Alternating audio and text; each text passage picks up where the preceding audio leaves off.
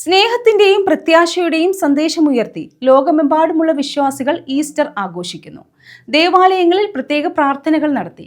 ചവറയിലെ ദേവാലയങ്ങളിൽ ഈസ്റ്റർ ശുശ്രൂഷകൾ നടത്തി.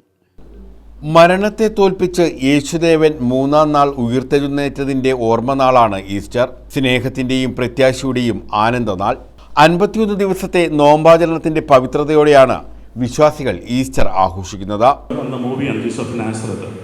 ഈ മൂവിയിൽ മഗ്ദലന മറിയം യേശുവിൻ്റെ ഉയർപ്പിനെ കുറിച്ച് വിവരിക്കുന്ന ഒരു രംഗമുണ്ട്. മഗ്ദലന മറിയം ഇവർ കാണികൾ ആരാണ്? അൽഷിമേഴ്സ് ബാധിച്ച രോഗികൾ മാത്രം. ഇവർക്കൊന്നും ഓർമ്മയില്ല. അപ്പോൾ ഇവിടെ മഗ്ദലന മറിയം യേശുവിൻ്റെ കല്ലറയ്ക്കലിൽ പോകുന്നു. അവിടെ യേശുവിനെ കാണുന്നു. യേശുവിനെ ഉയർത്തെഴുന്നേൽക്കൂ. ഇവിടെ ആഹ്ലാദഭരിതമായിട്ട് ഓടിക്കൊണ്ട് ശിഷ്യന്മാരുടെ കിടക്കിലേക്ക് ചെന്ന് പറയുന്നു, അവൻ ജീവിച്ചിരിപ്പുണ്ട്, അവൻ ജീവിച്ചിരിപ്പുണ്ട്. ഇത് കേട്ട് അന്തം വിട്ട് നിൽക്കുന്ന പത്രോസും യോഹന്നാനെ നോക്കിയിട്ട് ഇവനും മൊത്തം നിങ്ങളെന്നെ വിശ്വസിക്കുന്നില്ലേ? നിങ്ങളെന്നെ വിശ്വസിക്കുന്നില്ല, അവൻ ജീവിച്ചിരിക്കുന്നു. അപ്പോൾ പെട്ടെന്ന് ഈ അൽഷിമേഴ്സ് രോഗം ബാധിച്ച രോഗികളിൽ നിന്ന് ഒരു രോഗി എടുത്തു പറഞ്ഞു, യെസ്, ഞങ്ങൾ വിശ്വസിക്കുന്നു. രോഗം ബാധിച്ച വ്യക്തിയാണ്, ഇത് നടന്ന സംഭവമാണ്.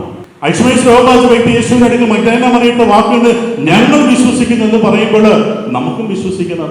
യേശു ഉദ്ധാനം ചെയ്ത് ലോകത്തിന്റെ രാജാവായിട്ട് ലോകത്തിന്റെ ഇടയിൽ ഇന്ന് നമ്മോടൊപ്പം ഉണ്ട് എന്നുള്ള വിശ്വാസത്തിലേക്ക് നമ്മൾ കടന്നു വരണം. ഈശ്വർ നമ്മുടെ പ്രാർത്ഥനകൾക്ക് ഒരു അർത്ഥം തരുന്നുണ്ട്.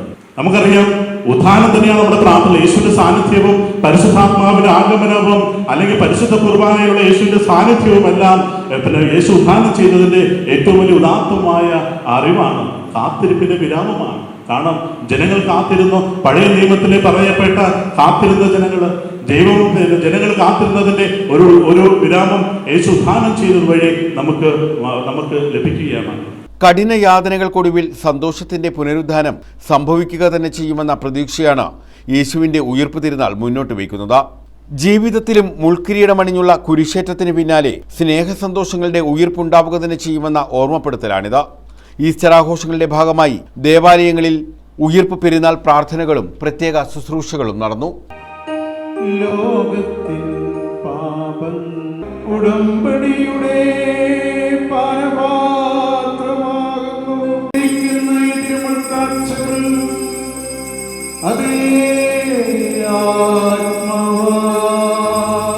ചവറയിലെ വിവിധ ദേവാലയങ്ങളിലും ഈസ്റ്റർ ശുശ്രൂഷകൾ നടത്തി. തെക്കുംഭാഗം സെന്റ് ജോസഫ് ഫെറോന ചർച്ചിൽ ഇടവക വികാരി ഫാദർ ജോർജ് സെബാസ്റ്റ്യൻ, സഹവികാരി ഫാദർ ക്രിസ്റ്റഫർ എന്നിവർ ചടങ്ങുകൾക്ക് കാർമ്മികത്വം വഹിച്ചു.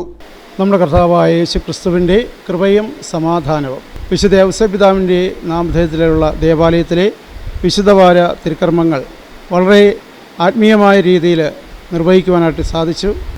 ഓശാന ഞായറാഴ്ച തുടങ്ങി വിശ്വാസികളുടെ വലിയ സംഗമവും അതുപോലെ പ്രാർത്ഥനയുമൊക്കെ ആയി ഈ വർഷത്തെ 2026 ഈസ്റ്റർ വളരെ സാഘോഷപൂർവ്വം കൊണ്ടാടുവാനായിട്ട് കഴിഞ്ഞു.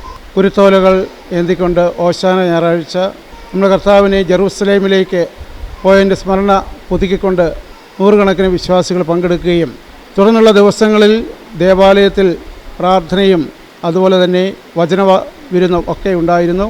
പെസഹ വ്യാഴാഴ്ച തിരുക്കർമ്മത്തിൽ ആഗോള സഭയോട് ചേർന്നുകൊണ്ട് ഈശോ ദിവ്യകാരുണ്യം സ്ഥാപിച്ചതിൻ്റെ സ്മരണയും പൗരോഹിത്യം സ്ഥാപിച്ചതിൻ്റെ സ്മരണയും അതുപോലെ തന്നെ ഏറ്റവും വലിയ കൽപ്പനയായ സ്നേഹത്തിൻ്റെ കൽപ്പന ലോകത്തിന് ദിവ്യ സന്ദേശമായി നൽകിയ സ്മരണയും പുതുക്കിക്കൊണ്ട് വിശ്വാസികൾ ഒന്നു ചേർന്നു. News bureau, Chavara.